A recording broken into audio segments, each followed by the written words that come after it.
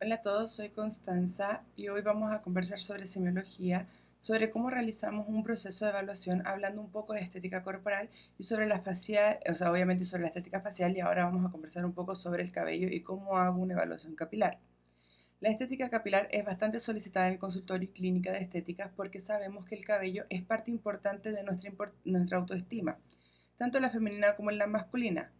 Entonces, antes de entender qué evaluar y principalmente de estudiar un poco de los tipos de la alopecia y la caída del cabello que existen, nosotros necesitamos entender cómo funciona el ciclo del cabello, que se va a dividir básicamente en tres etapas, que es la anagena, la catagena y la telogena.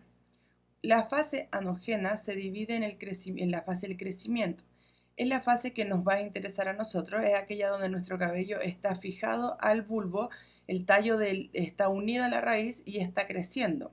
La fase catagena es una fase de transición, es la fase en que la raíz del cabello ya se desprendió, pero el cabello aún está allí en el cuero cabelludo. Todavía no se ha caído y está en una transición. Luego tenemos por último tenemos la fase telógena, que es la fase de la caída, es la fase que nosotros queremos evitar.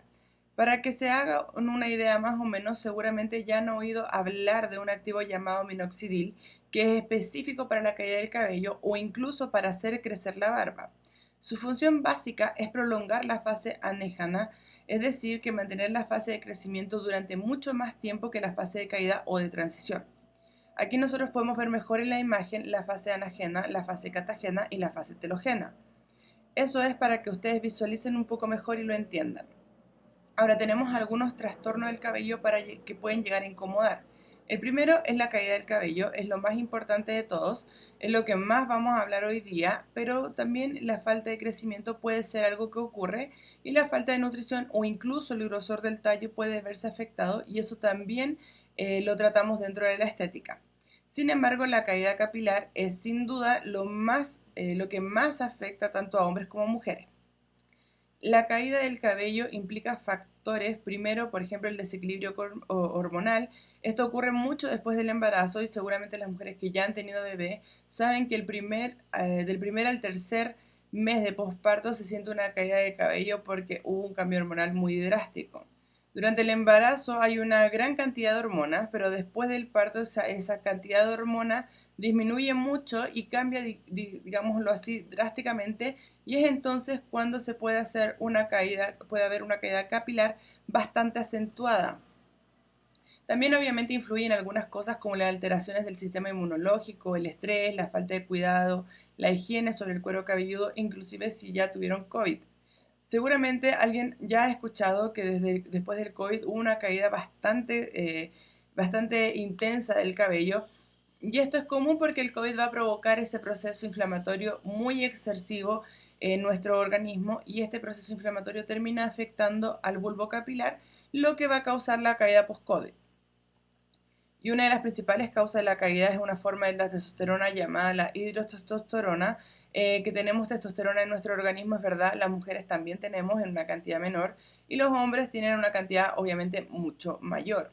Entonces la forma activa de la testosterona es la hidrotestosterona y cuando está en el cuerpo o en el cuero cabelludo termina provocando una aptosis de la papila capilar y causando la caída del pelo. Entonces, al observar, vemos que se reduce una expansión del gel regulador de la apoptosis y ocurre la apoptosis de las células de la papila dérmica. Hay una reducción de la fase anéjana, que es la fase de crecimiento, y también de la reducción de los factores del crecimiento y los factores del crecimiento que son el IFG o el FGF, que son extremadamente importantes para el crecimiento capilar. Por eso es tan importante la regulación hormonal. Ahora, existe incluso un activo que usamos en la estética que impide la transformación de la testosterona en hidrotestosterona como forma de prevenir la calvicie determinando la causa. Este factor puede ser utilizado cuando el paciente lo requiere. Ahora vamos a ver que hay varios tipos de alopecia y vamos a ver estos varios tipos de caída. La primera de esta caída se llama alopecia areata y la alopecia areata es una enfermedad autoinmune que afecta a ambos sexos. Es una enfermedad dermatológica. Si notan que tu paciente tiene alopecia, lo ideal es derivar a un médico dermatólogo ya que muchas veces está asociada con la tiroides, el vitiligo, lupus eritematoso, la anemia, artritis reumatoides, inclusive la diabetes. Puede presentarse de manera isolada y asociada a alguna etapa, a una patología en sí, sino que esto no solamente va a ocurrir en nuestro cuero cabelludo, también puede tratarse, por ejemplo, afectar en la barba, en la ceja, inclusive en regiones púbicas. Se va a caracterizar por una caída en placas, es una forma área circular sin cabello que puede afectar el cuero cabelludo, la barba, la región púbica o inclusive las cejas, como acabo de mencionar.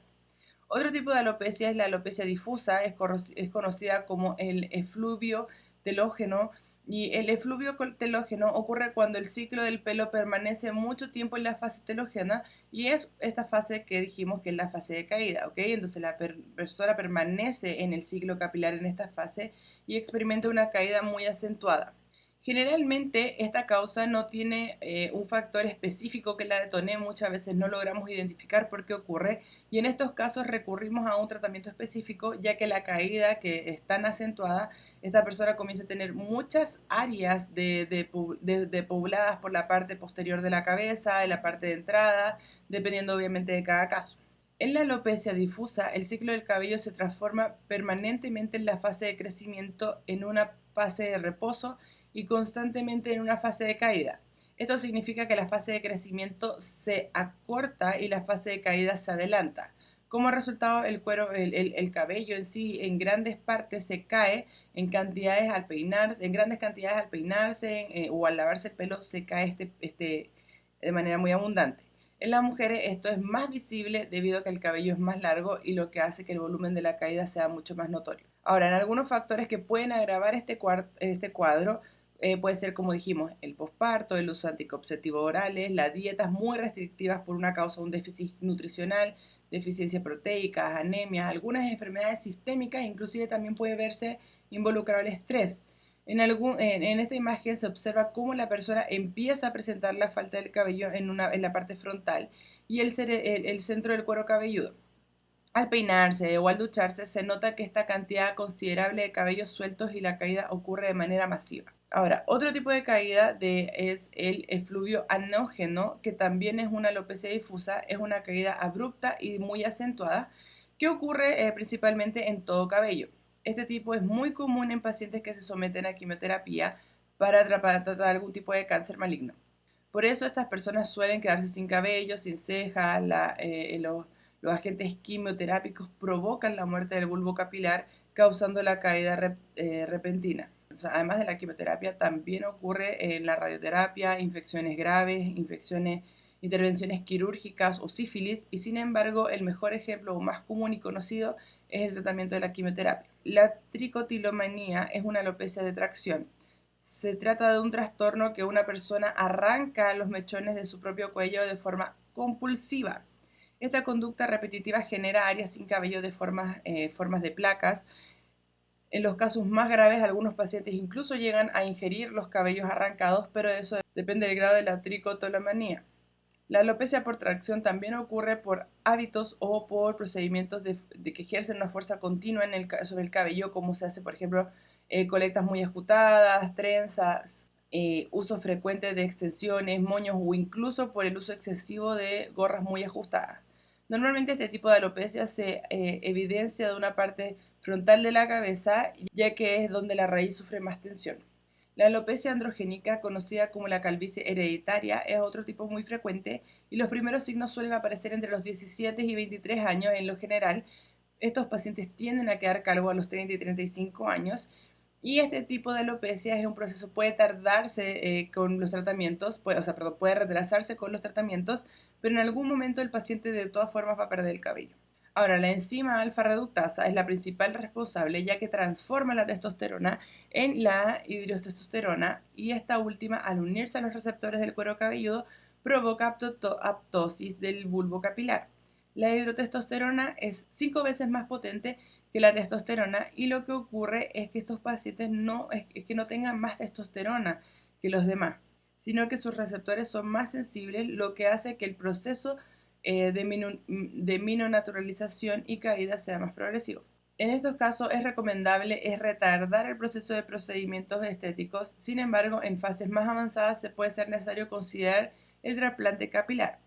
En este tipo de alopecia, la fase anéjana, que es la fase de crecimiento, se reduce cada vez más, mientras que la fase telógena, que es la fase de la caída, se prolonga. Así el ciclo de crecimiento se vuelve más corto y la caída más activa, lo que agrava progresivamente el problema.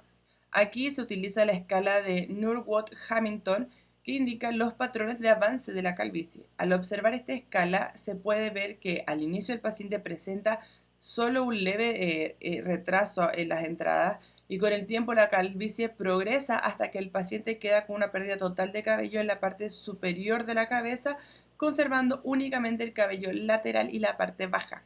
Entonces, en muchos casos estos pacientes optan por rasurar todo el cabello para mantener la apariencia más uniforme. Esta escala es muy útil para identificar y clasificar el grado de la evaluación de la calvicie androgénica. Cuando la alopecia no es androgénica, como en los casos de la tracción o el efluvio heterogénico, las áreas más comprometidas suelen ser las entradas o la zona de la coronilla, pero no necesariamente evolucionan hacia una calvicie completa.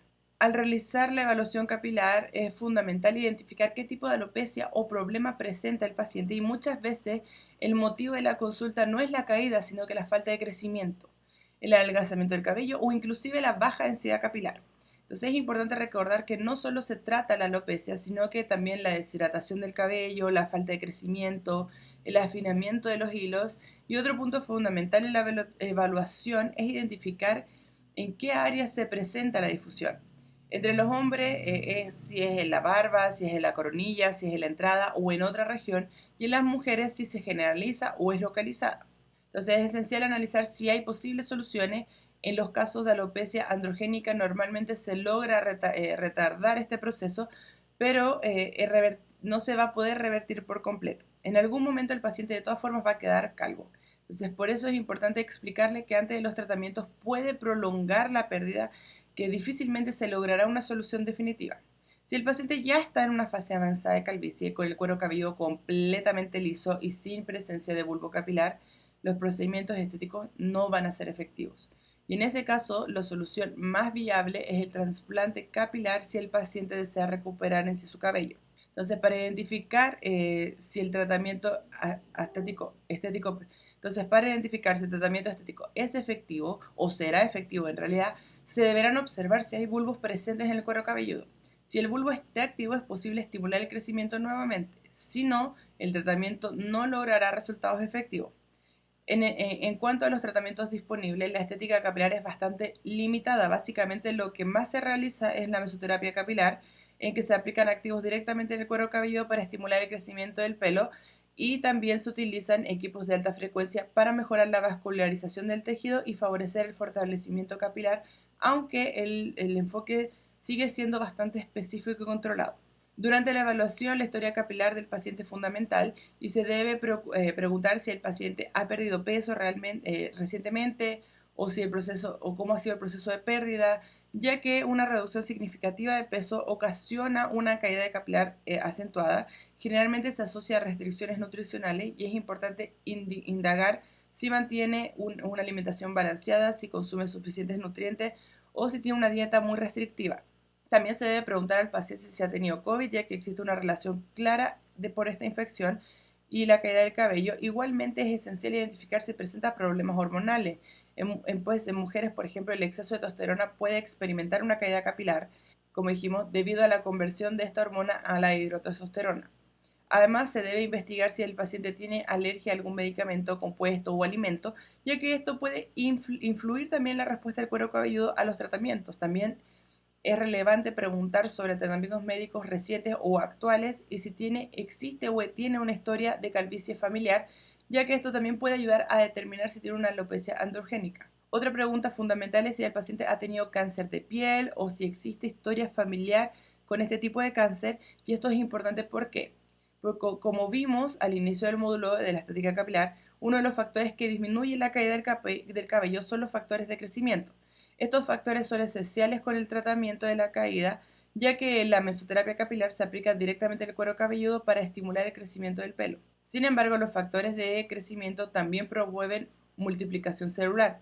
Por eso, si el paciente con antecedentes de cáncer, especialmente de la piel, estos factores pueden inducir el crecimiento de nuevas células cancerígenas, lo que va a presentar un riesgo importante y debe evaluarse cuidadosamente antes de iniciar cualquier tratamiento. En cuanto a los equipos utilizados para la estética capilar, los más comunes son la lupa de aumento y los videodermatoscópica. Este último es un dispositivo que simula un microscopio que permite visualizar el cuero cabelludo con gran detalle, siendo una herramienta muy interesante para evaluar evaluaciones más precisas.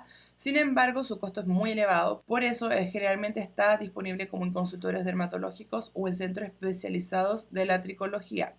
Además, existe un test de tracción que consiste en tirar suavemente el cabello para evaluar cuánto cabello se desprende, la fuerza de los folículos y el grado de los hilos, y este test es muy útil para complementar la evaluación y determinar el grado capilar de tu paciente.